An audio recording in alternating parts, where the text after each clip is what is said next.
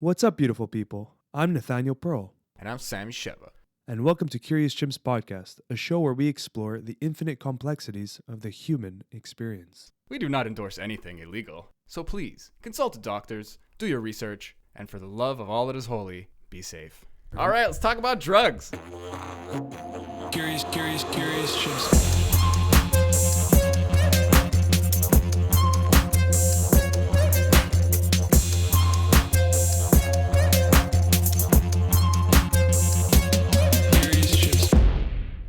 All right.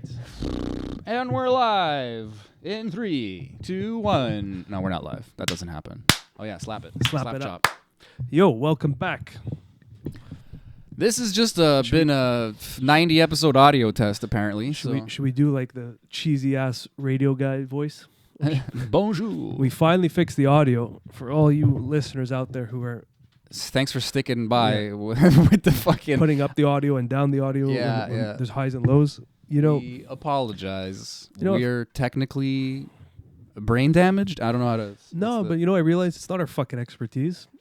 Well, yeah, that's what Being we're just. producers. Like we're just Therapy's too expensive. We need to do a podcast to talk to each other. We don't know how to hug because we're both men, and we didn't know how to do sound, so we just pushed buttons for literally 95 episodes, And we and finally most got it. of them worked. Remember that one time with your friend? What was his name? Sean.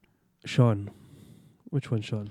The bald guy, or your Oh. shaved head, and we didn't. The audio failed entirely, and we just used your Scott. phone audio. Scott. Yeah, There we go. and we made that work too. Yeah, it was actually Yeah. but it was such a good podcast. It's hilarious. We got to get him back on Yeah, because yeah, yeah. he wants to have a redemption for that last fuck up.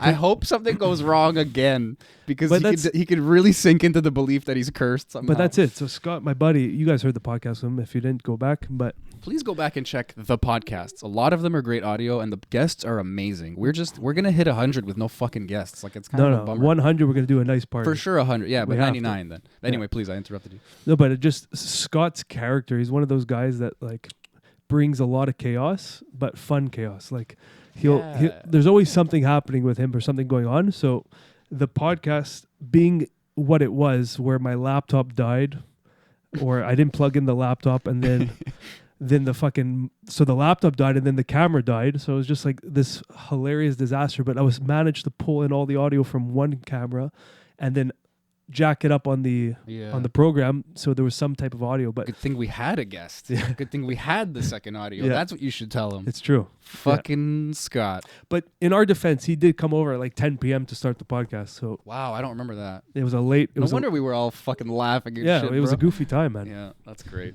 Fuck, man. But you know what's interesting? I gotta listen to that again. I started thinking because I don't know about you, but I noticed we're getting a little bit older in life. I noticed Slightly. my short-term memory has always been bad, but I notice that I'm starting to forget a lot more than I guess what's happening is my brain is just getting busier with present stuff and future stuff, and then things that were so clear are kind of becoming more distant memories, and sometimes I just forget.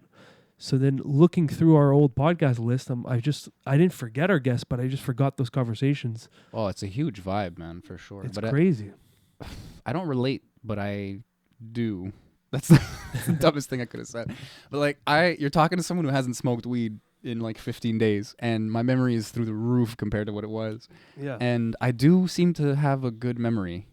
It's like for random things, but I'm also very scatterbrained and paying like whatever you're paying attention to, you will remember. But I think what you're experiencing, I hope, is early stage onset dementia. No, I love how we both went for it. No, it's that you live a lot. So you learn a lot of new things, and you functionally, physically are deleting old shit. I think Your that's brain what's needs to rewire and reconnect. Yeah. But I don't think that's a negative. I just think, No.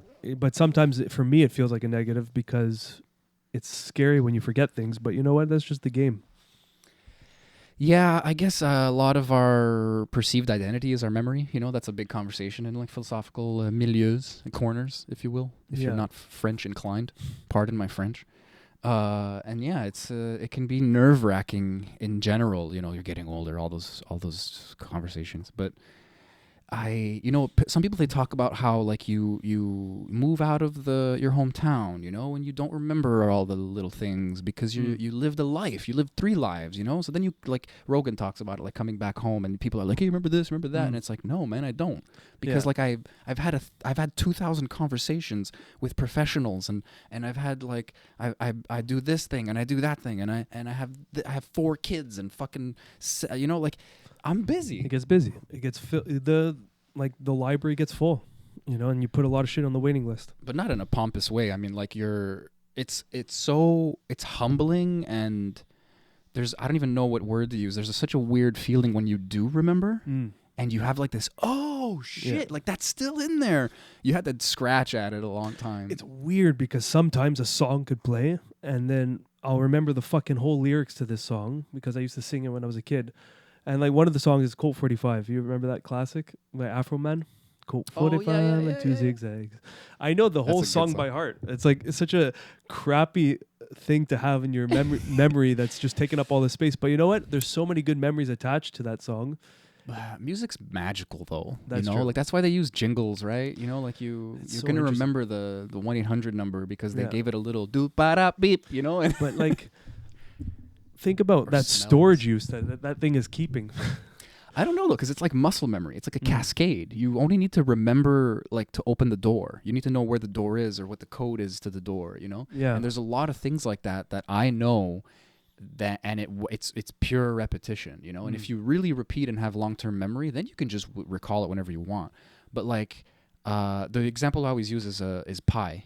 When I was in high school, I was like, "Oh, I'm gonna sound so smart if I remember like numbers of pi." And one of my friends had already 3.14 is all you got. 3.1415926535897933233846264888 something. It's like my lips are dancing. I but don't do you remember really know the it, numbers. or you just memorized like.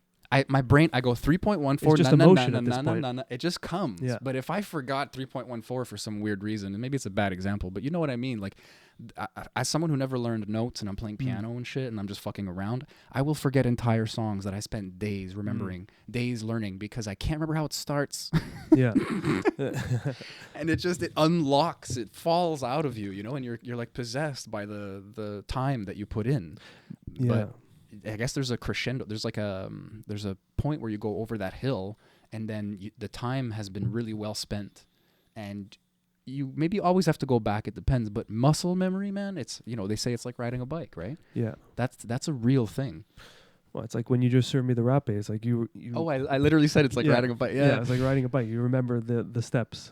It's I don't know if it was on Huberman's podcast or just Rhonda Patrick. She was saying that I think at 30 years old, your brain starts to decline in terms of what, like, I forgot what happens, but it's like now you're going on this peak and now you hit the peak and now it's slowly on the descent. So that's where optimization becomes so important. Like, what do they call it? Neurogenesis? It's a lot easier when you're a kid. Yeah. But you're forming. That's is the it that's neuroplasticity? The point. I think it is. What well, that doesn't decline much. That's what Huberman talks about. There's definitely this crazy downtick, but you can still learn a new language and this and that. Yeah. Some things will have grooves, and we have a lot of bad habits, and we have some good habits. I am very musically inclined. Mm-hmm. I have not practiced in years. It's just there, but if I need to. I don't know, like relearn arithmetic, algebra. It's always been stiff. I never went over even close to that hill. So it's like I'm kind of starting from scratch, but you never really are. When you get there, you go, oh yeah, kind of like I was talking about those old memories from childhood. Like you will surprise yourself. And sometimes it's at the very last minute.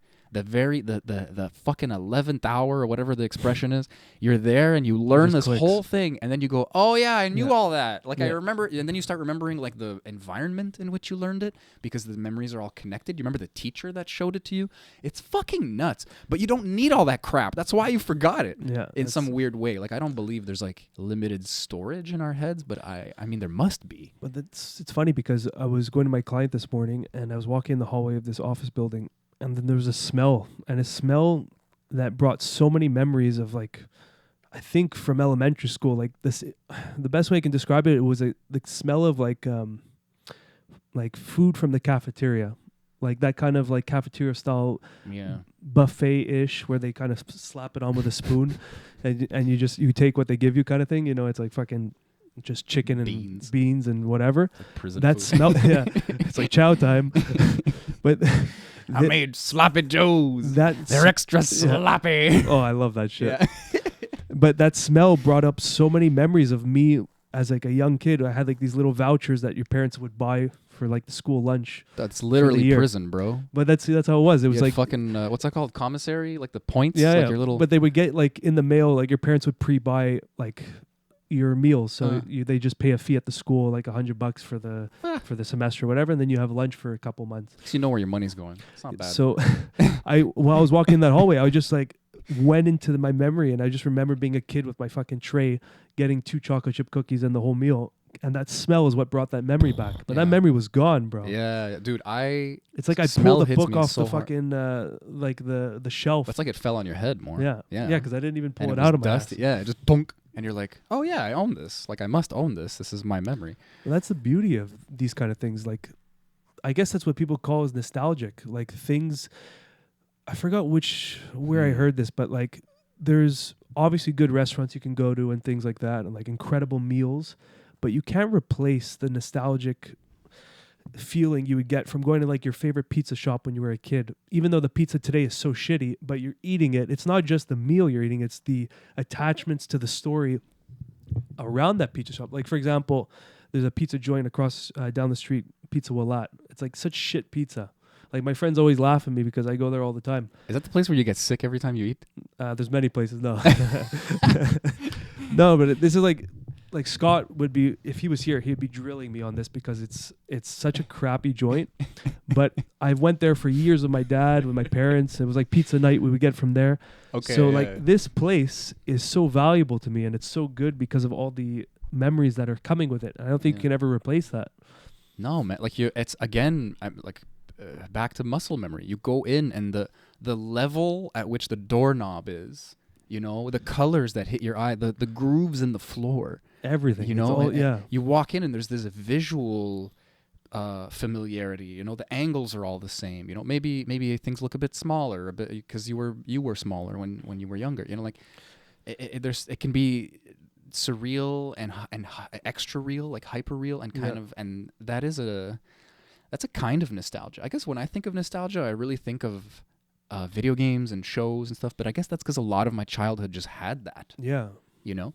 But I definitely, I know what you're saying. I can think of a lot of places, a lot of McDonald's. See, McDonald's uses that to their advantage because all their stores almost look identical, no matter where you go in the world. I definitely, I agree with you. The fries in India were the same. It was creepy. But not even just the fries, but the environment of McDonald's had the same feel. Like, and it still does, but it's all brutalist now because they actually changed them all, right? It all looks like this modern look. yeah. If you go, I don't remember where it is. I wonder what an old school McDonald's would look like. There's still one, dude, and it has a tree inside. I forgot where it is. That's It's in pretty Montreal. cool. Dude, Really? you go in, it's the old school with the fucking weird arcade in the corner and shit.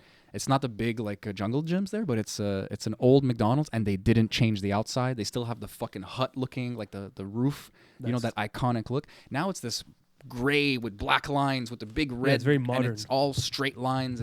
There's no home feeling. It looks like, oh, we're living in the future. Like it's fucking, what's that movie, Gattaca?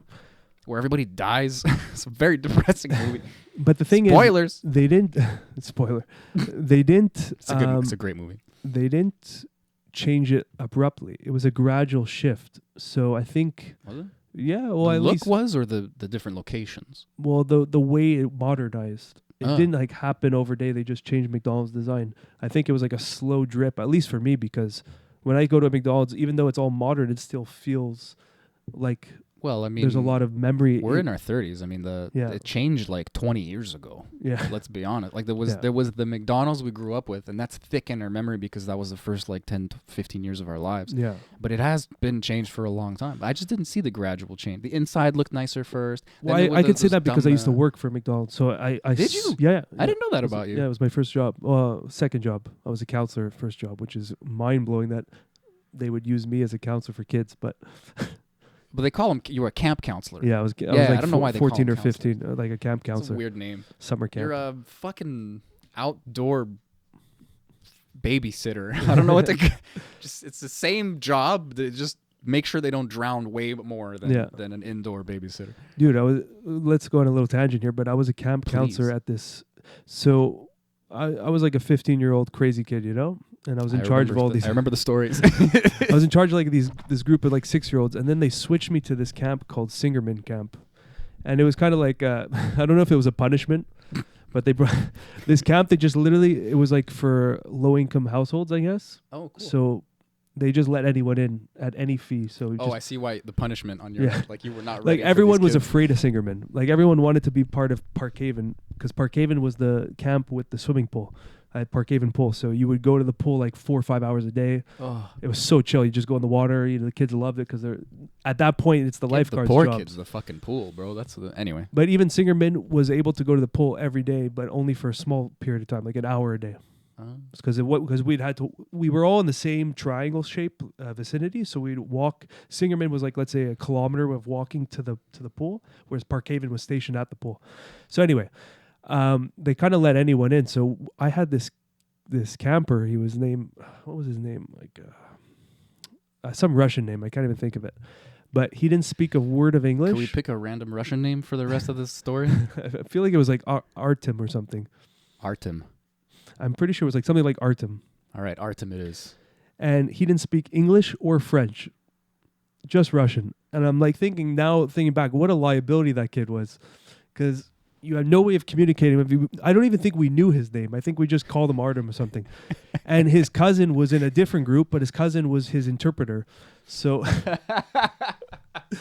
So we're consulting with his cousin who's like a 10-year-old, and Artem's like a 5-year-old or a 6-year-old. Like it's such a disaster. And we'd take like a bus. 15. And we're like 15, 16 at that point. And we're trying to tell him like we have to go, but all we can say is like da or niet. That's all we knew. And this kid, like, what a liability. We're going on field trips, and like you have to kind of direct this kid who has no idea what's going on. Put a leash on that kid, dude. And I think at one point he even got lost. It was just such a disaster, man. And then we probably came back with like a deer. Yeah, but yeah, like I don't know that comes back to, that was just a tangent, but that comes back to that era of me working at McDonald's and just seeing how it slowly shifted. I'm glad we came back to that. Yeah, because everyone I know who works at McDonald's is a little crazy and really hardworking, and that tracks. You got like a little testicle of crazy, you know? You got like a little something in there. But you harness it. Yeah. You're a mule, bro. You're a hardworking motherfucker. So now that I know you McDonald's, yeah. Like if anyone listening and you don't think you're tough right now, just go take a crash course in holy shit, life is crazy, and just go work at McDonald's for a week. It was wild. Just do it for you. Or if you have kids, bro, great first job. This girl, I've probably mentioned her already on this podcast, and she killed at my last job when it's like a call center, and the sales are not like a big part of it. It's more customer service, and she just crushed so bad. In a year, she was like training people in the sales department. I was so impressed. And this girl was young, man. She's like, I've been working at McDonald's since I was 15. Yeah. And what I hear now is I've seen some shit. Like, that's all I hear now. Well, McDonald's is just pretty much turning you into a fine-tuned machine for the machine. Like, it teaches you about procedures and input and output and, like, mindless work in a sense, where it's just, like, follow the procedure and then you'll be a great worker bee. Well, there's a lot of reward to that because there's in so the system, much, right? Like that's the definition of standing on the shoulders of giants. Is like, here's the formula. Okay, like you're making burgers, but like you're making 10 burgers in 10 minutes. And you're following like, it's kind strict of procedure, and you're following the chain of command, which I can see the value in it. But and teamwork. Yeah, exactly. But for my kind of personality, where I'm so out of the box, it didn't jive with me. I never moved up the ladder in that field because I didn't like. In my mind, the procedures were there, and I was just always in my head, I'm like, these procedures don't mean shit. Like, I can just fuck around a little bit within the constraints of the restaurant. Yeah. So I never showed that I can be the worker bee in that setting, you know? Yeah, you've always been independent from, like, excuse me, I have to burp a lot. Oh, yeah. Oh, we're going to cut it out. Don't worry. No. It's thin. It's like an amnesia burp. Well, yeah. The fuck was I talking about? Worker being and just following or in being independent actually. Oh yeah, I was saying. Yeah. Well, yeah, like it's another a layer on the surprise. Yeah. Is to picture you in a fucking one of those paper hats Yeah. or whatever, you know, and just That's like the visor. yeah, just doing like the mayonnaise pump, you know, that gives you that exact amount. Yeah, and then the rap they do super fast, you know. oh man, I was a king at rapping. It was good times, but like within those constraints, I would fuck around and have my own sense of independence, and never was molded into this machine. I have 2 questions for you. One, I'd love to know anything positive that you learned from that experience that you can think about now, because you probably haven't thought about it in a long time. And 2, did you get a bunch of free McDonald's and you're totally sick of McDonald's now? I love McDonald's. I still Who eat that shit. doesn't? It's drugs. It's not It's an food. incredible, yeah, but It's an experience. but that's where I think why McDonald's is so good, and I think it's genius on their Full of end. crap. That too, but I mean, Sugar, salt, fat, baby. yeah, but Wendy's is sugar, salt, and fat. But sometimes McDonald's is the number one choice. Yeah, Wendy's doesn't give you withdrawals. I still love Wendy's. Baconator is number one sandwich forever for me. Yeah, I love a fast food place that gives you like chili or beans or something, like Fuck a that. little fries and the Baconator. That's or what like I get. the Harvey's has like the mushroom burger, you know, like for your vegetarian delight. For anyone listening, and for you included, I got this through I'm listening. that chef Matty Madison or something. That sounds really familiar. Yeah, he's like super fat chef with tats all over. He makes like the really fun, good recipes on YouTube. Matty Matheson, I think his name is. Anyway, he gave me this tip in a YouTube video, and you go to Wendy's, get a Baconator, a double Baconator, extra cheese, pickles, and onions. Put that shit on. It's the best sandwich you'll ever have. Extra Fucking cheese, pickles and onions. extra cheese, add pickles and onions. I put pickles on everything, dude. Boom. I when I went to A&W, they had the tiny, you know, like their kind of value menu, whatever, and they had the little chicken burger. They put pickles on them, and it was like the best thing I ever had. It just pulled belongs on the a whole burger. thing Man. together. It belongs on a burger. So now when I go to McDonald's, it has been years, but now when I go to McDonald's, I always get the junior chicken. And then like I might put another burger in it, and they call it a McGangbang. Gangbang, yeah. We call it a McGoggins because my friend Goggins made it up like in our friend circle. But anyway, I never go on the machines. I don't like the idea of machines replacing people, you know, because of the value of working at McDonald's when you're young, like I just said, and also other obvious reasons. But I can't add pickles on that sandwich. Yeah. So the automation has cornered me. So now I have to wait in line, which most of the time, who cares? Or you go to the drive-thru, and I go put pickles on that bitch, and fuck, man, it just opens up that burger. It just opens up that sandwich. Is it a burger? Because it's a chicken burger. Is a burger a type of sandwich, or is it a sandwich now because it's not a beef burger?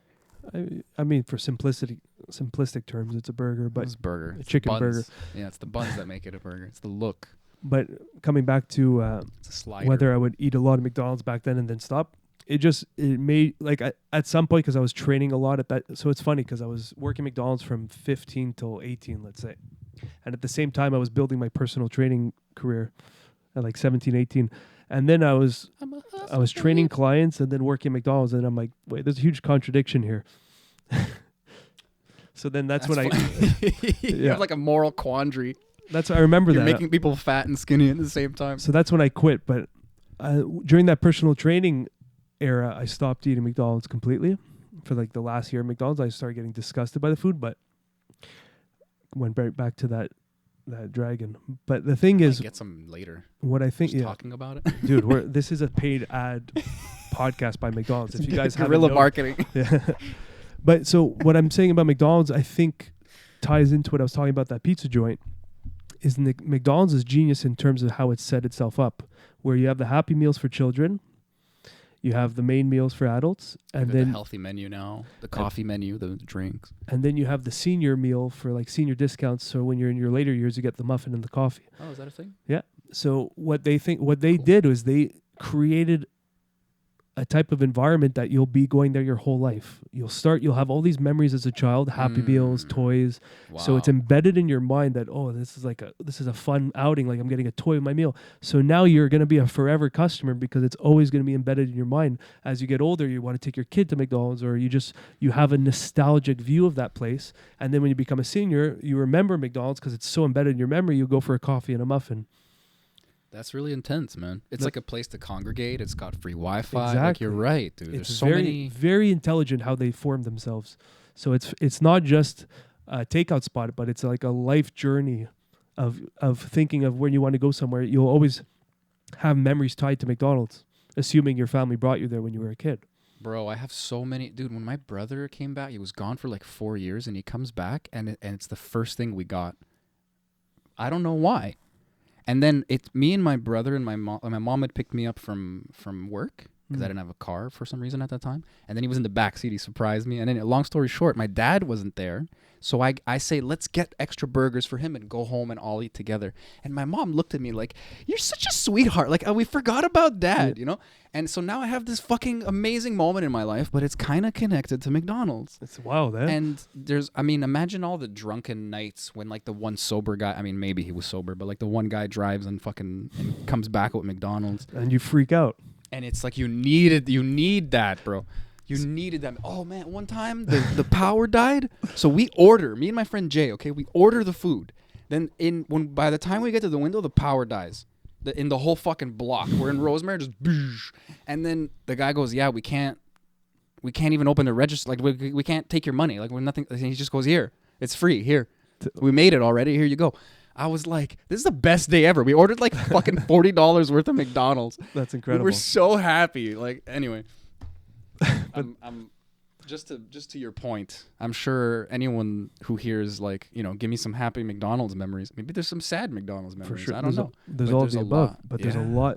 And I think part it's of our genius. lives. It's genius of how they form themselves. Is the Happy Meal, for example, is just so smart if you really think about it, because you're just creating future clients. Well, it's hammered in like. Well, the thing has been shaped like a tool. Oh God. Oh Jesus! Did you take some Rappi yourself? We're experiencing gastric difficulties instead of technical difficulties. But I was gonna say something. It's gone now. This fucking burps, man. They just delete my brain. That's funny. But yeah, I think it's just on their strategy. I think it was just like a solid proof plan. That's what I was. Thank you you brought it back. So look, it's not you're loving it. It's I'm loving it. Ba-da-ba-ba. We've got the jingle, and then we got I'm loving it. If you say that, you are in the first person saying that you love it. They thought of that shit. The marketing is deep, bro. Even the colors, the red and yellow are like, I think red is like the number one color you remember. And that's why, I don't know if this is myth or true. No, it pops out. Like blue makes you less hungry. And like green makes you like things make you more aggressive. Like there's a big fat and big red and yellow actually specifically. Yeah. So it's like it's just such a deep strategy of so many layers. But it's not even those obvious choices. It's like it's over time. They evolve also. And then they go, okay, fine, we have salads now. Okay, you wanted a fucking poutine? We got a poutine. You know what? Some crazy assholes, he said, let's have a teriyaki chicken poutine or something. Yeah. Tastes like trash. But those fries, bro, I don't care. It's actually not a terrible poutine. No, it's pretty shit. But it's McDonald's again, right? It's like it's its own thing, but it's not bad. The sauce is not like bad, and the fries, it's always. I think McDonald's we're picky because we're in the heart of the poutine. So in terms of the world, it's poutine country. Yeah. So McDonald's poutine is like whack. At least don't censor us, YouTube. We're talking about a food, not bad Russia man. Poutine, Kalis. Yeah, I love that stuff. Fuck. You know, we had that idea. Don't mention because I still want to do it. All right, I'm zipping it. Yeah, we're not going to put it out I really want to do it. Actually, we're going to put it out. It's funny you saw it because I've been thinking about that idea the past couple weeks. I would love. Okay, well we won't talk about it now. But if we do it, do it. If we do it, if we do it, stay tuned. Stay hungry, my friend. No. Yeah. Okay. I don't know if you have other topics or anything you want to talk about, but I literally have been taking like notes of random shit and putting it in my phone. I don't like. I'll find. Is there anything that comes to mind, or were you not finished talking? I Like, mean, don't the wanna- nostalgic. Oh well, I asked you though. I'm really curious. I'm genuinely curious. Like, is there anything that you think that made you a better person? Obviously, there's a bunch of stuff, Oh but yeah, like it's true. anything you can look back on and be like, yeah, I learned this, or maybe someone you met, anything.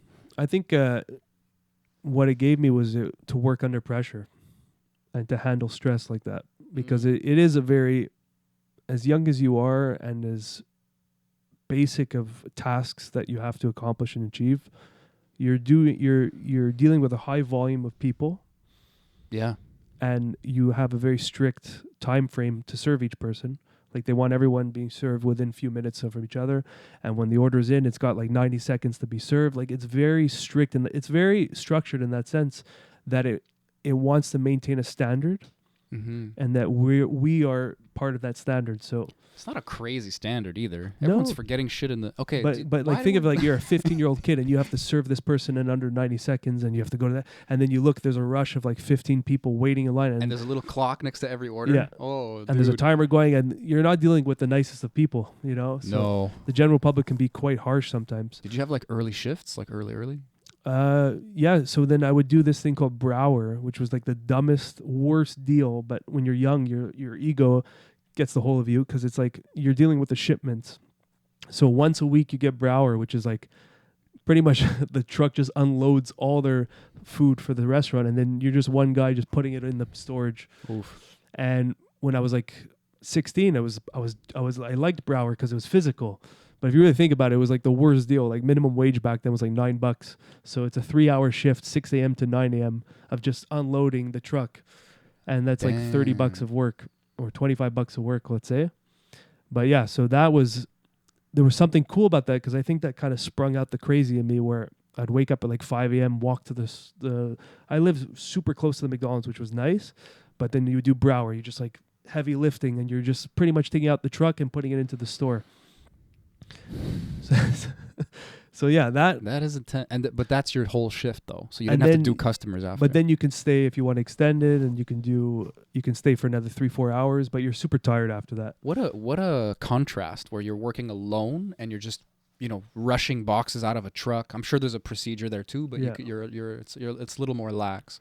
Yeah. But it's not, because you have 3 hours to fucking do And the then the job. store's opening at 8, so you got to finish most of the so there's two types of shipments. All the like materials, like the cups, the straws, the napkins, that's secondary. You want to get all the meats in the freezer as fast as possible, so when the store opens, you're not just watching some guy put all the meat in the freezer.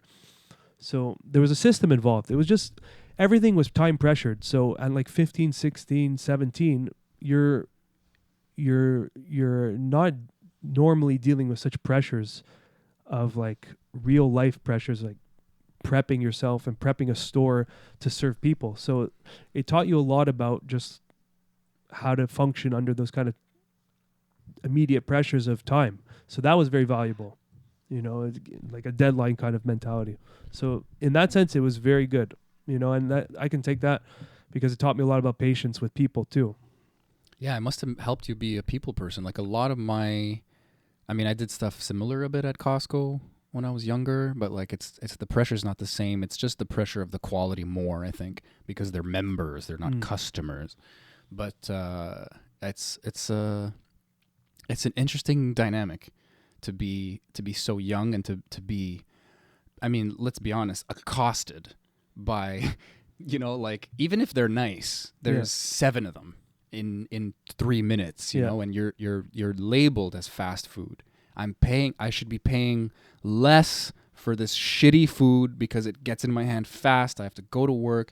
Where's the sugar's not on my coffee? You son of a bitch! It's a high pressure situation. You also learn how to deal with people, because like some customers are just going to be furious no matter what. And you can create more tension, like we spoke about before the podcast, like tensegrities of energies. Like if someone's giving you max tension of anger or whatever, you can respond with anger, and what are you solving there? You're just creating a bigger fire. It's tug of war at that point. Yeah. And so for like a 15-year-old to learn that and how to communicate when someone is like, I had like, dude, it was like, thinking back on it, was the dumbest shit. Like I had this woman, I think I messed up her order. And then her husband starts coming. He's like, yeah, bro, you shouldn't work here. You fucking suck. You're a dumb fucking idiot. And I'm serving people at this point. He's just yelling at me. He's like a 30-year-old man. I'm 15. He's like, you're a fucking idiot. Come outside. I'm going to fuck you up. And I'm dealing with the rush and I'm just ignoring him. But like, had I went outside with him, what is that going to solve? You know, the rush is still there. The funny I part get my is ass kicked. Yeah, but you think you could have taken him? At that point, probably not. No, okay. No, that was Couple years pre-martial later, arts. yeah. Yeah. But You weren't throwing elbows yet. But I'm dealing with like the high pressures of this 30-person line, and I have this guy howling at me because I messed up his chicken order. Like he was like a McChicken. I put in like a burger. He just got so pissed. And I remember actually the thought process at 15. It was like, this is his pain just coming out of me. Like he's probably pissed about his life, and his wife is yelling at him. You know, and that's For pretty sure, for wise sure, at for sure. 15 to come up with that realization. I guess you had to. You were in the mud, you know, like it was real. Yeah. And even if it was an excuse at the time, even if it's just an accidental achievement of wisdom in a sense, it's this valuable thing, you know. But you're like, I have a job to do. I'm not gonna go out and fight this guy who's twice my age. Like it's so, it's like what's the word? But it's like it's so ridiculous. You know, that you have to you find the reality in the nonsense, you know, and the logic of it all, even though it seems insane or whatever. It's, I don't know, man. There's so much you learned from that. It's such a benefit, and it's not maybe like things you can write down. It's just like in your chest. You're more grounded. And this is where I see why I didn't fall into the system, because my personality type was not. I think I've mentioned this to you before. No matter what, even when at a young age, I recalled this feeling, but no matter what happens in life, I always have this feeling. I mentioned it to you before, that at any given moment, someone might just pull off the goggles off of me and be like, we're done the game. Like this whole, so like everything. I love you, dude. You make me nervous with that shit. So like, no matter how crazy life can get, I always have it in the back of my mind that like at any given moment, the simulation's over, and then you take off the goggles and you're like, wow, that was a fun time. Let's play Nate again. Yeah, you're like, sorry, bro, we ran out of batteries. Yeah. Just give me a sec. I'll clean it. And you're like, what? Exactly. One time you told me, or I got nudged by my little brother in the other world, and I'm just like, yo, I was serving someone at McDonald's, man. You know, I was leveling up. I was doing good, bro. It's a 10 XP weekend, bro. But so before you go, That's too real. No matter what, even in McDonald's, I knew. And this is where I didn't get pulled into the system, is because no matter how crazy the objectives or whatever in the job got, I knew in my rational mind back then, I'm like, this is like $9 an hour. If worst case, I walk out. Like I was never tied into the system to the point where I became emotionally involved. Like, oh fuck, I gotta. Like I was always 1 foot in, 1 foot out kind of thing. So that's why I never excelled in that environment. It's a lack of fear. It's a lack of scarcity too, I guess, or I guess because there was people there that were there managers for like 15 years, and they have kids, and they're working there 30, 40 hours a week, taking over shifts, just stressed about the employees, and that's all they talk about. And I never got pulled in because in my mind it was just like, dude, it's $9. I'll go to the next place, you know? So there's good and bad in there. Bad because I never developed that work ethic of grinding up the ladder in that environment, but also realizing that wasn't my environment. Yeah. You know? That's a sign. I think if you're in like an office or a McDonald's, you know, you can learn a lot. I took calls for 13 years, man. I learned a lot.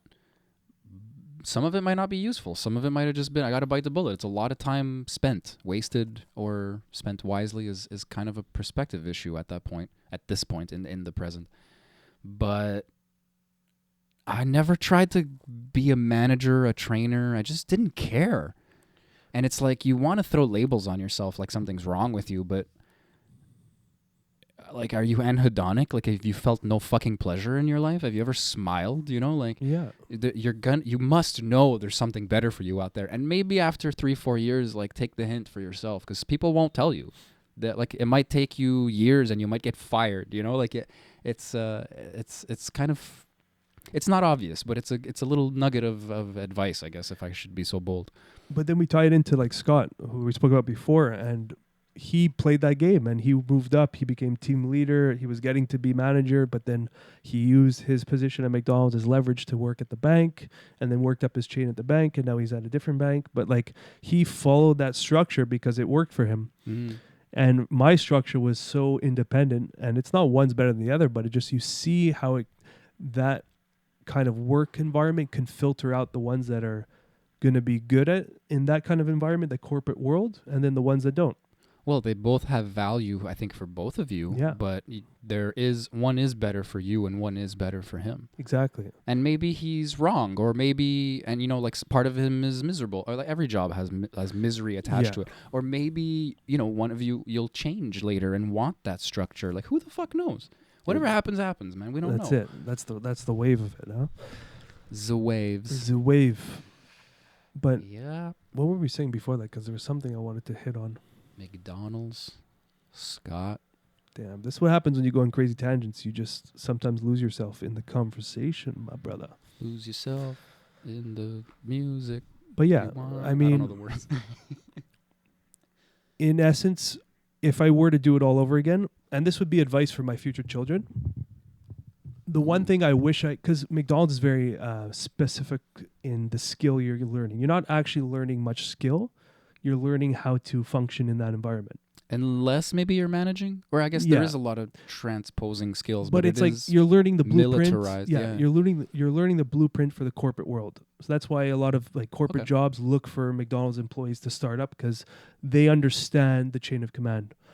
But if I were to do it all over again, I would have fucking worked at like an Indian restaurant, a sushi restaurant, just to learn the actual skill of that cuisine. So that in my life, as I get older, I can make fucking bomb-ass Indian food or a good sushi. Funny. So your gripe is that you didn't learn how to cook? It's just You didn't learn how to McDonald's, cook. it's machines. It's Exactly. Like, It takes away all the creativity part of it. And I Yeah. get it. You want to serve you want the same burger a year from now, from a year back, it should be tasting the exact same. And that's the standard that they bring. But how cool would it have been at like 15, you're just sweeping floors in an Indian restaurant and you're just learning from some guy's grandmother it's her recipe. And now you know how to make a great fucking dal. And now you speak a bit of like a You have some fucking Bengali words. or something. Yeah. And then you work at a sushi restaurant and you really learn like the fine details of the fish and how to cut it. Like, that's what I would tell my kid in the future is like, go to these kind of jobs because these are skills that are going to be with you forever. Yeah. So it's skills and knowledge. Knowledge, exactly. Yeah. Like it's a little more real world. Yeah. Whereas there's a hard, thick bubble around McDonald's. Exactly. Like you kind of want to Bourdain it a little bit, you know, go to those like little shitty places, those little hole in the walls and just find some fucking culture. His last name should be a verb. You got to Bourdain it sometimes. You got to Bourdain it. I mean, don't fully Bourdain it. Because I think he killed the ending himself. ain't so good, but Yeah. Bourdain it up until a point. Rest in peace, son. Yeah, but he was a lot other than the obvious bad part should be emulated. The guy lived, man. The guy really ripped life in pieces and just maybe, you know, obviously he was like running from a lot of pain, but fuck, man, he lived. He knew so much. And I watch other cooking shows or review shows, restaurant shows, travel shows. They pale in comparison. The guy was like a grimy, like down to earth poet. Yeah. You know, and he was like, there's a reason. I don't want to suck his dick so hard. Suck it. But no, but it's just that there's a reason so many The people whole love world's sucking it, bro. It's all good. And before he died, even. Yeah. You know, a lot of people, like, when they die, it's like there's a bit of an uptick or an uproar even, especially in his case, because it was such a fandom. But that's what I'm saying is that fandom was already there because he did exactly what you're saying. Exactly. He Bourdained it. He Bourdained it. I love that fucking verb. But, you know, like I heard a podcast or someone interviewing him is like, asked him, he's like, what is the perfect hangover remedy? And his response was just so wisdom filled and so like it pretty much embodied his entire life into that advice. I know what he said. What? I'll guess. Okay, he said if you don't want a hangover, don't drink. No. If you want, take the good with the bad, like some you're deep totally shit like off that. on that one. No, he just said three raw no, eggs. he gave some fucking sound advice, and it actually makes you want to drink, get hungover, and do that. Wow. He's like, the best hangover remedy that I do is some 2 aspirins, some spicy Szechuan, a nice glass of cold Coke, and a nice joint. It was just like such good. It was like, oh, he's fucking done this before. That is and then you think about it. Years of experience. You think about it, and it sounds like, fuck, I want to get hungover and try that remedy. Szechuan, I would switch the Coke out. I'm not a soft drink I love guy. Coke. But like a Bloody Mary or something, like a little hair of the dog is always nice, right? But just the way he said it was just like a cold glass of Coke, spicy Szechuan, 2 aspirins, and a nice joint. And that's poetic. That's beautiful if you really think about it. That's a guy who's been out there, had partied hard, and then he had a nice fucking meal the next day, and he was good to go.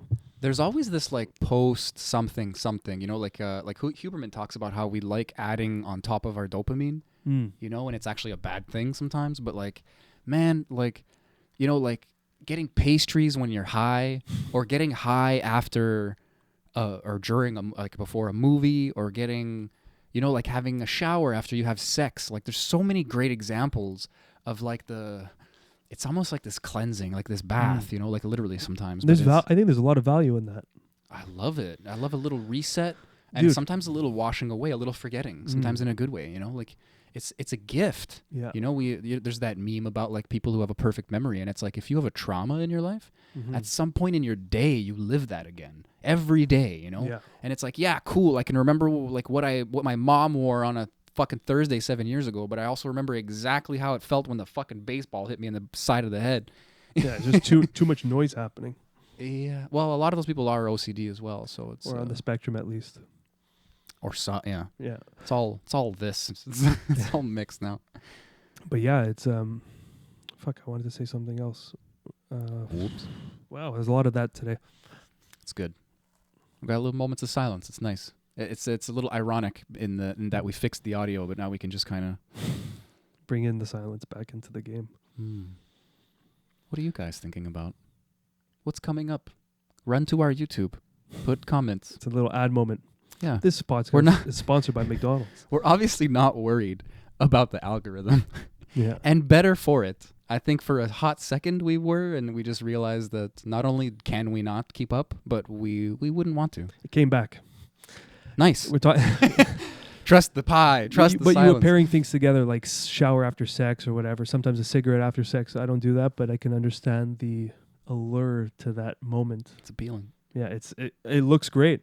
It does look great, and you know what? Oh, the look of it. Yeah, just chilling and having a cigarette after sex. But there's one thing that pairs together for me forever, and I'll never change it. Peanut butter and jelly. That's classic.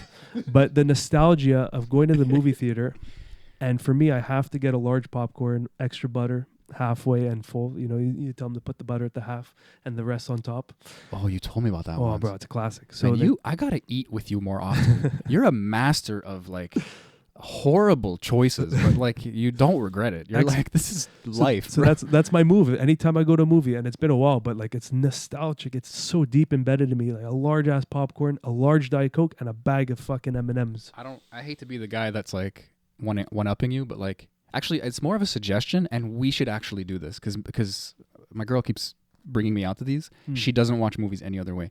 We go to the VIP thing. I heard about this. No kids, 18 plus. I heard about this. You can but dude, there's like reclining chairs, no? Oh, the chairs are so it's comfortable. like couches, fuck. They're literally like, dude, you could move the thing, like the armchair, that's so how you it could should like chill be, with your It girlfriend. should be an experience. But then you have like chicken wings with like the best sauces. That's sick. You have real food, man. I mean, it's fucking expensive there. It's like you really got to go and spend like $90 kind of thing. But that's ritualistic almost. It's like ceremonial in a sense. But it's an upgrade.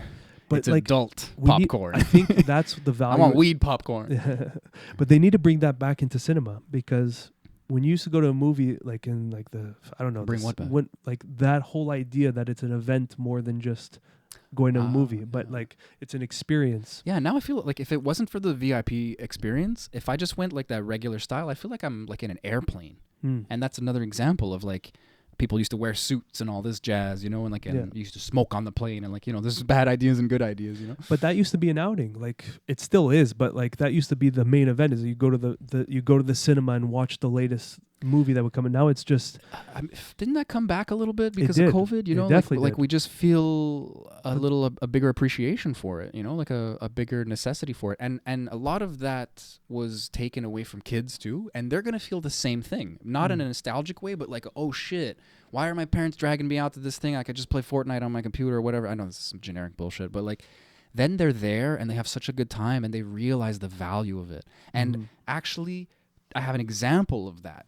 I didn't realize it, but like my friend took her kids to this thing, and it was like a skating thing, and they were resistant, and they loved it in the end. You know, like they were like, they didn't see the value of like a live show until they were there.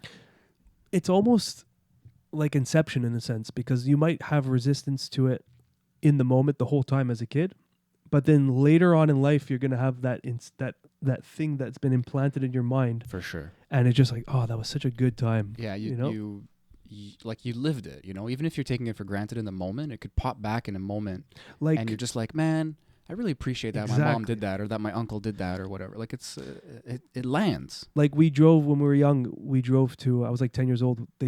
My parents drove us to Prince Edward Island, which is like a 3-day drive and like a 90-minute bridge. You have to. I think it's called the Confederation Bridge.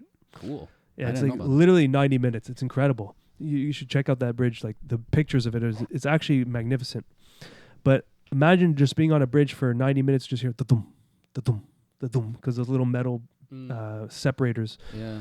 But I remember in the moment I just fucking hated it. But now thinking about it, like that's such a beautiful memory. And it's like it's Inception in the sense where you appreciate it not in the moment, but later on in life. And I think as a parent, I'm not a parent, but I can imagine these kind of events are so important for your kids, even if they don't appreciate it in the moment, because it's gonna sit in the brain and cook over time. You're looking at the bridge, huh? Yeah. It's beautiful. You don't see the end. In some photos. It's so long. I think it's the world's longest bridge, if not the longest. Not number one. It's in the top. Confederation Bridge. Confederation they're gonna Bridge. rename it because obviously. But it's what kid is gonna enjoy being on a bridge for 90 minutes? Or 60 minutes, whatever. It's a long distance. They're going to get so... But thinking back on it, I'm like, that was fucking cool, man. That's so out of the ordinary. And it's, again, about that muscle memory, you know? Like, you might be driving over a bridge, like, today, you know? Or, like, you know, these days. And just that... Like, every time, maybe, you feel It's that, nostalgic. you kind of go back to that moment in your life. So now you just, like bridges. Yeah. You know? Like, my friend, my buddy Jay, like, he loves driving. It's, like, his happy place. Scott's And the same way, too. He just zones out, and like, you know, he's a safe driver, but he's like, it's like it helps him think. I don't know what it is, and it must be something like that. There must be something like that in the past, Exactly. where it's like it opens something, it allows something, you know, and I can rationalize it, you know. It's a sense of freedom. It is freedom in a lot of ways. You're on the road, you're just on the highway, maybe you don't have to think about it too much, and you know, you're alone in the car. You can scream, you can cry, you can put on jams, you know, like. But not everyone, and I don't reach for the keys when like I'm fighting with my girlfriend or something, you know. But like him, he just go and then he comes back and his head is clear, like he meditated. Yeah. And so there's a lot of attachments to that act, whether it's childhood or whether it's just getting your license as a teenager and then driving for the first time. Everyone who's been through that can relate that there's a sense of freedom going from teenager to having a vehicle, and all of a sudden now the road is your limitation. You can go anywhere, and that's very empowering for a young person to just grow up into. So maybe that's where the memories attached, or it can go way further back and just a trip with your family, you know. Yeah. But there's just so many layers to it, and you can't replace that, you know. It's just, that's the nostalgia that just builds, and nostalgia is very interesting if you really think about that mechanism. If any given thing, we just attach so much, there's just so much attached to that given thing, And reinforced over time because you enjoy it. yeah. So it could add to the nostalgia, or it could just grow it. You won't necessarily have new moments to look back on, but it just reinforces that fluff, you know, like playing, like there's this game that came out recently. Well, it's a couple of years old now, I think, but it's called Tunic, and it really plays on nostalgia, but in such a like an artistic way, and it just feels like a Zelda game. But then you can actually pause the game and like look at a little like a booklet, like the old games. And in the game, you actually find the pages, and then you kind of decipher. So it's like a scavenger hunt. It's a fun game, but like you pause the game, and then the game zooms out, and it looks like you're looking at like an old TV, and it's all pixelated. And then you have this again in the game, like this book that you're flipping through. That's pretty cool. And the texture and the colors, the front cover of it. Some of the pages are black and white, and then you actually flip through the pages and you hear the sound. And I'm like, man, whoever made this game, like that's like clever, or like it, like they really hit a note. Yeah. But will I remember Tunic in a couple of years, or will I just remember Zelda? I don't know, actually. I really don't. It's a good question, but it's not there's no pain there. It's just a fun kind of thing to think about. For sure. I love that. I love the fact that we as humans have these kind of attachments to things, and they grow over time, and just the layers become bigger and bigger. I don't want to ruin your high, but like, doesn't that also add to our resistance to change in a way? Like when 100%. when they change a character in the Ninja Turtles, You get pissed. or when because they're missing the point sometimes, or like we're talking about the freedom of having a car. We have a gas powered car in a fucking winter environment where electric cars are not fully adapted in the infrastructure yet. It's not as easy to move around. And then we have these idea of 15-minute cities. And then you see these videos of like China where it's like Hunger Games. They have like fucking walls with fucking barbed wire, and you have to fucking scan your face to boop like through a turnstile, And then soon they're gonna be like, smile and we'll give you a discount at Starbucks. But I think that's the practice of a Nietzsche. Like it's really nice to have these nostalgic ways, but it's also very important to give into the change and understand that everything is changing. Even your memories of it are not the actual memories of what you're experiencing now. That is a good you got to bruise your ego in those moments, because you're not correct. Even if you are, it's not yours anymore. Exactly. So in a lot of direct ways, you're just wrong. Exactly. Yeah. And there's so many, like, if you could snapshot a moment, like a nice picture, that moment is so different, even if like 2 seconds after. Yeah. And what we do as humans is we romanticize those moments and put it on like some pedestal in our minds, and it's like a snapshot, but that doesn't even, like, that's just attachment to the idea of what we thought that moment was. I love that, dude. I don't want to jump into my thought just yet. But so there's this show called Infinity Train. Please watch it. It's short and sweet. It's gorgeous. It's really well done. It's really smart. But there is, later on in the episodes, there's this like ability to go into your memories. And at first the memories play the way you remember them, and inevitably you get trapped in your emotions. But there's these glimpses of the real memory, like a kind of objective like truth. the physical. Yeah. And you have to kind of, like, you can choose to kind of look at like, it's hard, it's tough, but you see the reality, and you go, oh, you know what? Like, it wasn't that bad. I shouldn't hate that person. Or like, no, I was putting that person on a pedestal. They're actually a piece of shit. Or like, no, I fucked that up, and I thought it was that person's fault. And you just eat the shit and the good and the bad of the real situation instead of the story that you're holding on to, like you're saying. Yeah. And then it allows you to escape this kind of like quite physical prison in the show. But it's a beautiful metaphor, not even metaphor, but it's a beautiful way of laying that out that I didn't even really appreciate until just now. Fuck, that show is deep, man. I wish it would continue. I don't know, like, anyway, I'm just gonna start ranting about how people cancel the best shows. But there's some things that you just want to keep them untouched, and you don't need to, like, that kind of ruins. Because it has a value. Yeah, but like if we were able to access memories, we would kind of ruin that nostalgia for a lot of things. It's kind of like going to a concert and filming the whole, like, I'll never understand that, but to each his own. People just film a whole concert in the concert, and then you watch it back, and it's just a video of the show that you were physically watching. I think there was like a brain dump for people for a while, but nowadays I feel like people are watching but also filming. They're a bit more conscious of how to film well. But then rewatching that film does But they nothing. don't watch it all. They just put a clip on Instagram. It's just there, and maybe it's there to show the world that you're there. Okay, cool. That's but it. No one's sitting down and rewatching the 2-hour concert on their phone. No.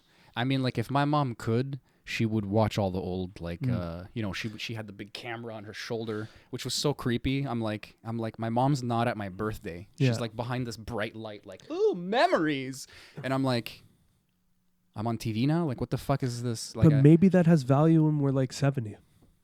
Yeah, maybe. You know? But that's you know, I see what you're saying. Like, maybe my parents, like, they're not as sentimental, and they're not aware of like protecting the old technology, converting it to digital or whatever you have to do, you know? But for sure you can stumble on things, and we always do. Yeah. And it might not even be the direct object. It could just be like a memory of a memory, you know, or something. But like, you're still here, so those memories are still there. But like in 60 years from now, okay, we might be gone by then. Let's say 40 years from now, like looking at even this podcast on YouTube, like what the fuck kind of feeling that will be, I have no idea. I think I'll smile and feel a lot of feelings of like just memories flooding in and embarrassment, but like with no shame, just kind of like, oh, jeez. But then also like a pride, you know, like like remembering the resistance I had, and maybe just remembering you and our friendship. You know, like will we still be friends? Yeah. Will one of us be dead? You know, like wild there's to so think many about. emotions. So there is value in recording the moment. Yeah, but I guess there's all those. What are all those detrimental aspects as well, that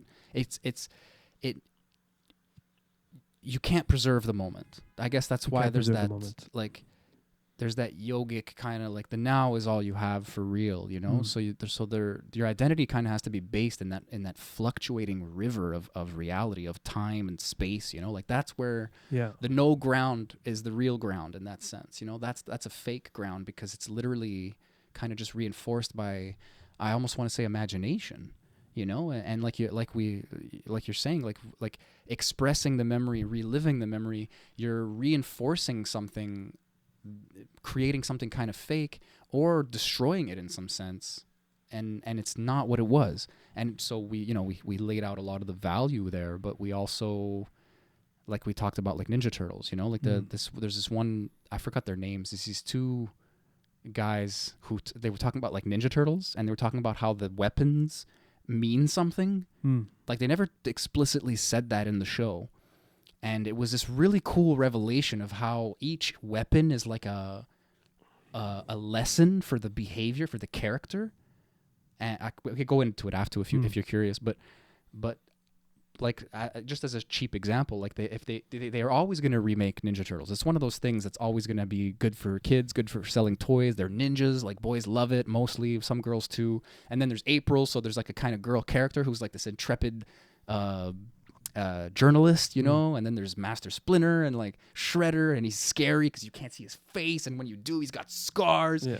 And he's a good martial artist. He's fighting all four of them at the same time, and he used to know Splinter. Like all the main beats are going to be there, you know.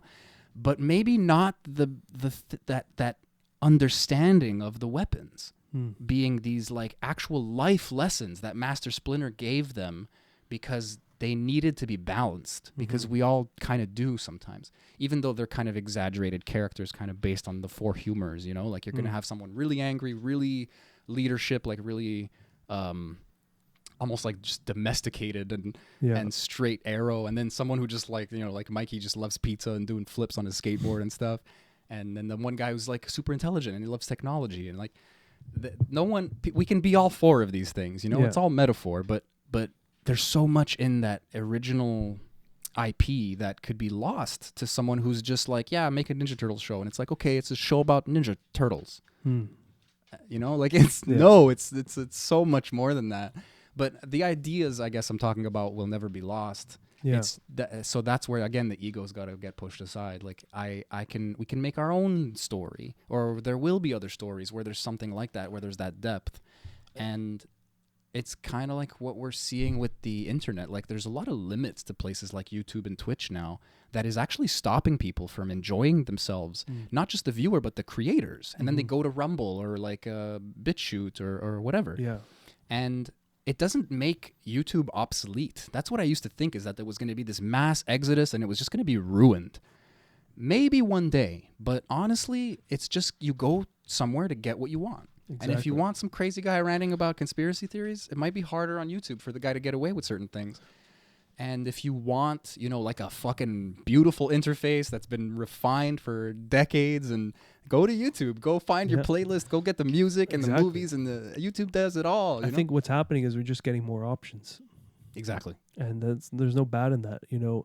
I don't think so. It doesn't, like, it's better than having a one-stop shop, you know, YouTube, where you can find there's a part of me, so here's where the ego kind of gets back in, and I think it's like that archetype of like that old person saying, oh, back in my day it was like this.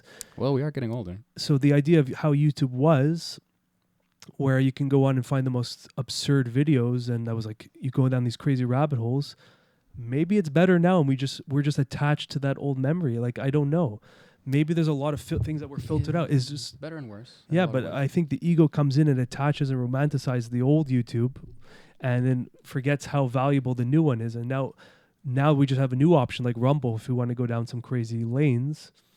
Like, yeah, you're exactly right. It's like it's fresh again. yeah. You know, like YouTube is a victim of its success, you know, and it's, you said it perfectly. I do agree though that the idea of like blocking out certain information and then putting a set of information that you choose is the correct one is kind of shitty. But maybe if we had the access to the old YouTube now, we'd be super annoyed with the interface and what we're getting based on the knowledge we have today. Or you'll just be bombarded by so much nonsense. Like there's just too much. Like I And used to follow Spirit Science. I don't know if you remember that channel. they're still around. Yeah. But back then they were They're really talking great. about some crazy absurdities. And honestly, in the moment I was young. I was like 15, 16, 18, 20. And it was like mind blowing that may have come from Mars. And And then the recommended stuff. yeah, and next just go to down that these video. crazy Yeah, rabbit holes and then end up with Dr. Greer talking about him catching an alien body. And then turns out it was an aborted fetus. Like maybe it's better. Oh, yeah, what is that weird thing? Yeah, that small. Yeah, apparently it yellow was just an aborted. skeleton. So Well, because it wasn't a fetus, because it had like matured bone structures, but it was obviously a human. yeah. That's what people never mention, is that it's obviously a human, and it just had a deformity or something. Yeah, Like something maybe like it might that. have even been alive for a couple of like moments after it was born. But this is back in the Rogan Anyway. days when it was live on what was that? When Rogan used to live stream, what was that platform? It wasn't Hulu, but it was like It's like a guy's name, like Doug TV or something like that. I remember I waited till like 3 a.m. because of the California time. Yeah. Oh, fuck, I don't remember. But I remember waiting. I had school the next day. It was like 2 a.m., 3 a.m. I was watching Dr. Stephen Greer because I was so hyped up for it. It was like Rogan podcast like 300 or something. Yeah. And it was live. And I was freaking out. I'm like, the internet's going to crash. This is over. He's going to destroy the whole narrative. And then I You would realized like 40 minutes into the podcast that this guy was a fucking charlatan. Hey man, that's 40 minutes well spent. Yeah, it was definitely a huge lesson. I'm like, this guy's full of shit. This guy's fucking full of shit. He was talking about the Yeah. Disclosure Project, and he had his value. I mean, he brought a lot of big names together to talk about. And the whole thing with the app and the seeing the lights and stuff, Yeah. that happened to me once. Not with the app, but like Yeah, but So I then you got look sucked into in. it, his course, his thing, because he would bring people out into the desert, and you just had a drone up there or something. something like that. But it was Did he really? It was like I don't know, but it was like $10,000 to go and do it. What a fuckhead. So when you start peeling away, this guy's full of shit. It's like, yeah, A we little can. bit. I'll show you the aliens, but it's going to cost you 10 grand. So with that kind of money, who knows what kind of light show he has in the background? Yeah, you're right. So- No, that's twisted. So just because of the course of time, we are able to filter out the bullshit. So that's why I'm saying if the old YouTube was here and you have all that information to your disposal, you kind of be like, this is nonsense for like 80% of the videos you're watching. It's funny, actually. That just made me think of just a little bit of a tangent. But the Netflix special that Graham Hancock came out with? Yeah, ancient civilization, ancient apocalypse. Yeah, so Amazing. it's well, I'm sure it's good because I've seen him talk. Well, and I know he's his very work passionate. from years before, so this was just for me. It was nostalgic in the sense of like seeing a friend. Okay, but Maybe- you're not gonna like this. Mm. There's a guy on YouTube who's he's like in his 20s. He's a young archaeologist. It's a minimum something. I can't remember his name. He has a lot of shorts. He talks about archaeology. He just calls bullshit out on a lot of stuff. Mhm. Sometimes he's a little too no nonsense, but he's got a great open mind. Honestly, I really love this guy, and I can't shit on him at all. He's very educated. He's still learning, and he just wants to kind of be grounded. Some people, they just kind of pick a side, and he still has an open mind. So I got to give him that credit.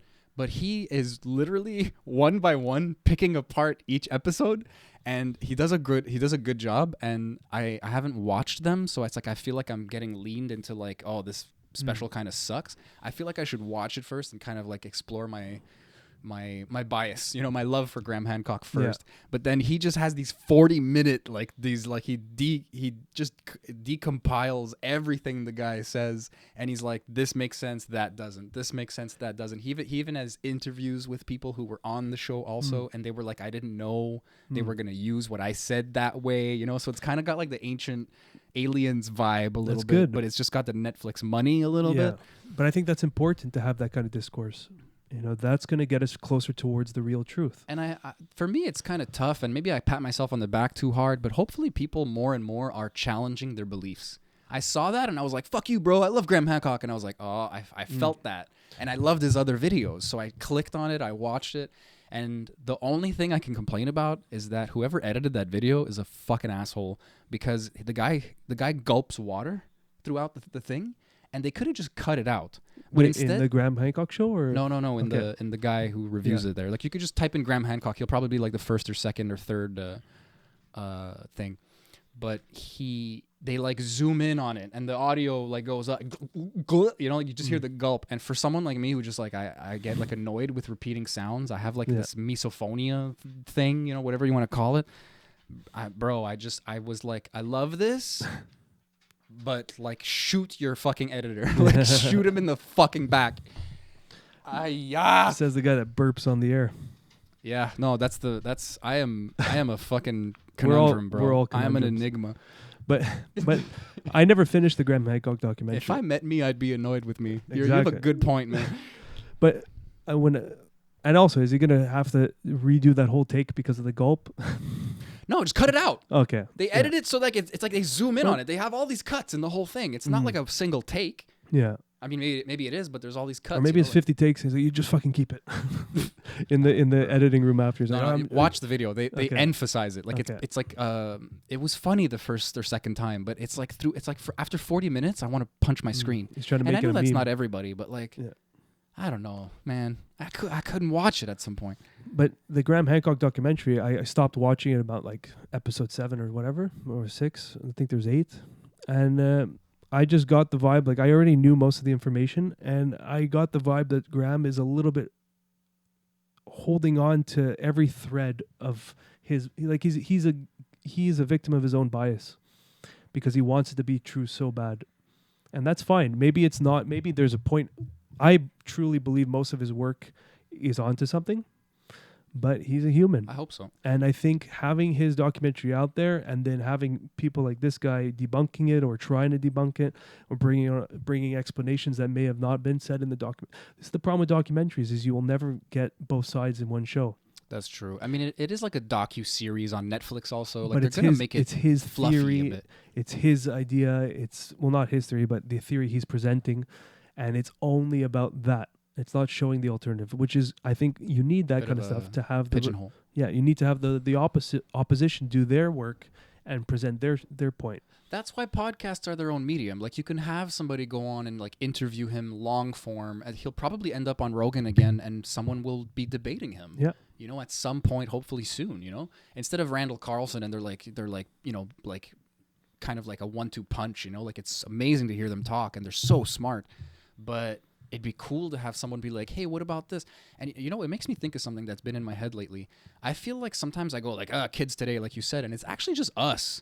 It's not kids today. Like, this guy, he's saying like, oh, the mainstream archaeology, they don't believe what I say. And then the guy in the video is like, what are you talking about? Like, this is baseless. This makes sense. We've accepted this. This is just not true. Like, it's like they lay it out in such a way, and it's like, this guy's like, I don't know, 50, 60, 70, and this kid's like in his 20s, and he's in the middle of academia with the technology that we have today, so he can self-educate as much as he wants. When we get all uppity about like, oh, kids are on their phone too much, and like, they get it now. We're telling him something that like they get it. We're the ones who have the problem. We're trying to project it onto them. Like, oh, you got to do this and you got to do that. And it's like, they'll have their own mistakes, unfortunately. And we won't know how to help them. And that's why it's hard to be a parent. But that's what we went through. Exactly. And And they see us being morons and they go, I'm not going to fucking do that. Yeah. And sometimes for better or worse. Like, my dad's a very hard worker, but he could be an ass. So I equated the two. I was like, my dad comes home, his body's all broken, and he's a dick. And it's like, maybe I shouldn't work too hard. Maybe I shouldn't go out and be like a grunt and understand how to use a fucking hammer and a chainsaw and all these things. And I've worked with my dad, and the only thing I really hated about the work was my dad. He's just like, he doesn't have a lot of patience, and he, you know, it's like, why am I here? It's not safe. I don't know what I'm doing. He doesn't know what he's doing sometimes. He just kind of gets the job done because who knows what the reason is. And man, you know, he did a good job. He did his best. You know, I want to give him all the credit because he built empires and they fell, you know, and some people were picking their ass the whole time. But, you know, I guess the overarching point is that there's like we're late to the party. You know, there's so like this information age, this crazy wave of like everyone knows everything everywhere all at once. You know, like that movie was about people being trapped in eternalism and nihilism, and then the parent having to kind of dive into that and be like, okay, like this just sucks. Let's live the suck together so that it sucks a little less. Let's make the choice consciously, because that used to maybe be so innate and so normal of just living your life and being consciously happy, consciously sad, consciously mad. Maybe not. Maybe this is just the most complex time on earth, but like you have to find ground or make ground and then stay grounded. Yeah. No one will do that for you. And maybe we're projecting that a lot because we feel ungrounded, especially as we get older, and new technologies, new problems in the world, new informations, new problems in ourselves that we want to address in therapy or on a podcast or whatever the fuck. And it's just it's a train, man. It's tumbling, and we're you can never catch up, you know. Exactly, and I think it's exactly what you just said. It's our projections, you know.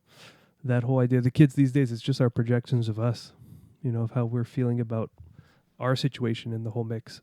I guess that's why we always talk, and why you specifically love Cacophony, because everything we are, or maybe in a surface level, is a projection of our ego, of our past, of nostalgia, of trauma, and when a clown gets on the bus for the 7th time, it brings you into the moment. Yeah, all of that goes, and that story is out gone. Of existence. Yeah, that story is completely gone. And it doesn't blip out of existence because you can see it now, but you're not in it. You're blipping into existence. Yeah, that's what's happening. It's just, and that's that's why I love Cacophony shit. Like when you just, and now you're right here, right now, right here in this moment. Like you have like you know that the satori is the word. Like these moments of enlightenment. You know, like it's a little taste so that you can kind of know what you're going towards. It's like we can induce that. Mm-hmm. In ourselves and each other, in so many practices that you can induce that. Yeah, like I just thought of something so random, and it was one of the first times I really had this like cacophonous like enlightenment that we're talking about, this satori. My music teacher, okay, this guy might have been like a drunk. His face was so red sometimes, and he would yell at us sometimes. He would get really angry. Like he had some problems, but we were also shitty, you know. Like I don't. He wasn't like hitting us or something, you know. And we had some nut jobs in our class, but one time my friend asked him the time, and he looks at his watch and he goes, "I don't have the daytime, I only have the nighttime," and then he just kind of dances away, and like we were like, "What the fuck just happened?" Such a terrible joke. No, but like he was so pleased with himself, and he was wearing like a trench coat and like a briefcase and like a hat. He looked like a gumshoe. He looked like a fucking like 50s like a detective, you know? He's probably high on LSD when he said that. Fuck, I don't know, man. Whatever he's having, I'm having it, bro. Like that's a story. Like that's my point. Is like that marked me, but in the moment, I wasn't like, maybe as we get older, I'm like, that's a story. Yeah. Like I was just like, where am I? Why do I feel my skin all of a sudden? Like I'm just so here. I'm uncomfortable. Yeah. But I was laughing. I was. My face was red. I was shy for him. You know, like it was so many things were going through my head. Anyway. That's amazing. Yeah, that had no point. It was just a fun example, I guess. Hey, look, did it get quiet again? I think because you pulled away from the mic when you were talking. Oh. Is that better? I don't know. I think it did something, maybe. Maybe a little bit. I feel like we were louder, but I think we're still even. I'm a little bit louder than you now. Yeah, you got cranked. Oh, shit, everybody. The audio problems are back. I swear to God. Okay, we're going to test it after this, but whatever. It is a little bit. I'm on the peak now. I think I lowered, yeah. I'll just talk louder now. Yeah, Hello. You definitely lowered. But either way, we're gonna end the podcast there, I think. Yeah, it's an hour and a half. Really? Ish. Yeah, Jeez. 2:28. Holy fuck, that kind of actually flew by. It did. Ladies and gentlemen, until next time. We love you lots. Thank you for any and all support. We don't have a fucking Patreon or anything because we're stupid. Fuck it. We'll do it live. We're We'll just do it gonna live, we're yeah. gonna keep doing it till it's doing us. Whoever has listened, thank you for your time. Please, Caleb. all the Calebs out there, we do love and appreciate you. Throw the comments, share it, and please, I definitely personally do, I'm sure you agree, encourage you guys so much to go back in our other episodes. I love us talking personally. I hope you do too. But just for the actual values of some of our guests, of all the Gregs and all the people we had on, they're incredible. And the institutes that they promote or that they created, they help people. And Absolutely. I just love that I got to speak to them, to all of them, and to our friends, and like Mark and just anybody who came on. So yeah, please, if you like any bit of this, please go back and check them out. It's all gold. Stay curious. Stay sexy. Nope.